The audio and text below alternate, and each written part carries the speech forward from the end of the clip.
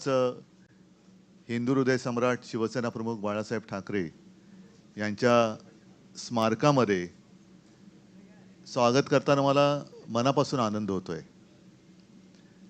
कारण गेले काही वर्ष या स्मारकावरती काम पण चालू आहे आणि चर्चा पण सुरू आहे। मी धन्यवाद देऊ इच्छितो आर्किटेक्ट आभा लांबा आणि टाटा प्रोजेक्ट, कारण हे काम आता सगळं छान वाटतंय पण करणं फार जिकरीचं होतं। देसाई साहेबांनी सांगितलं, आदित्यने सांगितलं, या जागेचं महत्त्व सांगितलं। आणखीन एक योगायोग म्हणजे स्वातंत्र्यवीर सावरकरांचं सुद्धा स्मारक हे बाजूलाच आहे। पण या जागेतलं आव्हान जे मी तुम्हाला म्हणालो ते म्हणजे एकतर महापौर बंगला, हा बंगला नुसती एक वास्तू म्हणून आम्ही बघत नाही, तर त्या वास्तूबरोबर आम्ही एक भावनात्मक बंधनामध्ये जोडले गेलेलो आहोत।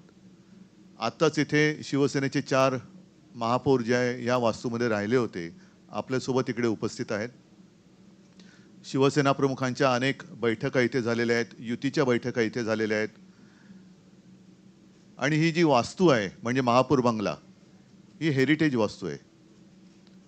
या वास्तूला कुठेही धक्का न लावता काम करणं हे फार महत्त्वाचं आणि खूप कठीण होतं। त्या वास्तूचं वैभव जपून काम करणं हे फार कठीण होतं। आणि हेरिटेज म्हटल्यानंतर काही नियम असतात, त्याच्यामध्ये CRZचा कायदा हाही एक होता।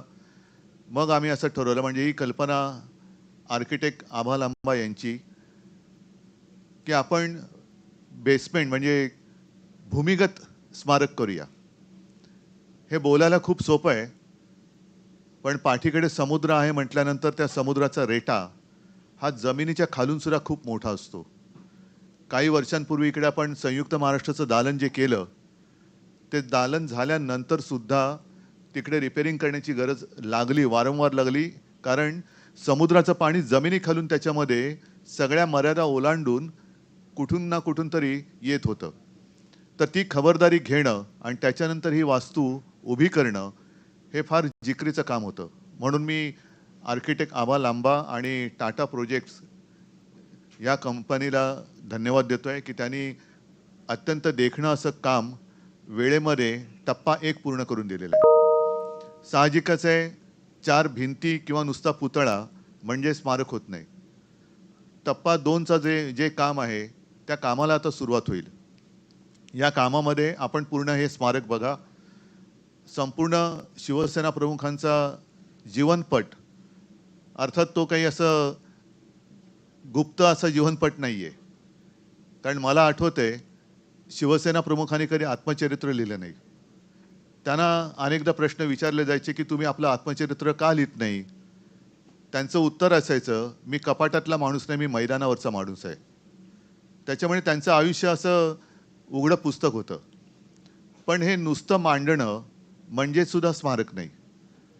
तर मी असा विचार केला की शिवसेना प्रमुखांचं स्मारक असं झालं पाहिजे की जे शिवसेना प्रमुखांनी आयुष्यभर आपल्याला दिलं, आपल्याला म्हणजे महाराष्ट्राला दिलं, देशाला दिलं, देशातल्या हिंदूंना दिलं, तेच काम त्यांच्या स्मारकाने सुद्धा पुढचे अनेक वर्ष केलं पाहिजे। आणि त्या दृष्टीने आम्ही या सगळ्या स्मारकाचा आराखडा टप्प्या 2चा सुद्धा तयार केलेला आहे। मग कुठेही काही गडबड नको म्हणून मग ती टेंडर प्रोसिजर वगैरे सगळी करून प्रयत्न असा आहे की जसं देसाई साहेब तुम्ही एक योगायोगाची गोष्ट सांगितली की पुढच्या 23 जानेवारीपासून शिवसेना प्रमुखांच्या शताब्दीचं वर्ष सुरू होईल। तर प्रयत्न नव्हे तर आम्ही पूर्ण ताकदीने 23 जानेवारीच्या आत पुढच्या, या नाही पुढच्या म्हणजे 2026च्या हे स्मारक लोकांच्या चरणी, हिंदू हृदय सम्राटांच्या, मी म्हणेन, मी भक्त शब्द नाही म्हणत, पण त्यांच्यावरती श्रद्धा असणाऱ्यांच्या चरणी, त्यांच्यासाठी आणि पुढच्या अनेक पिढ्यांसाठी एक प्रेरणा देणारं असं स्मारक होईल असा प्रयत्न आम्ही करतो आहोत। मी आपल्या माध्यमातून याही वेळेला जनतेला आवाहन केलेलं आहे, आजही करतो आहे, की आता टप्पा 2चं काम सुरू होत असताना आराखडा पूर्ण तयार झालेला आहे। कुठे काय कसं येणार ह्याची सुद्धा तयारी झालेली आहे। पण शिवसेना प्रमुखांनी आपल्या हयातीमध्ये अख्खा महाराष्ट्र पिंजून काढलेला आहे। शिवसेना प्रमुखांनी अनेकांना प्रेरणा दिलेली आहे. आपल्याकडे त्यांच्या काही आठवणी असतील, काही जुने फोटो असतील, काही भाषणं असतील किंवा काही पत्रकारांसुद्धा मी विनंती करतो की आपल्या दप्तरी काही त्या काळातल्या बातम्या असतील की ज्या त्यांच्या आयुष्यातल्या महत्त्वाच्या घटना आहेत, तर त्याचे फोटो किंवा बातम्या किंवा त्यांच्यावरती लिहिले गेलेले लेख हे कृपा करून आमच्याकडे आणून दिले तर पुढच्या पिढीसाठी ते सुद्धा एक चांगलं मार्गदर्शनपर एक प्रदर्शन नाही मी म्हणत, पण उद्बोधक असं एक ते साहित्य ठरेल. असो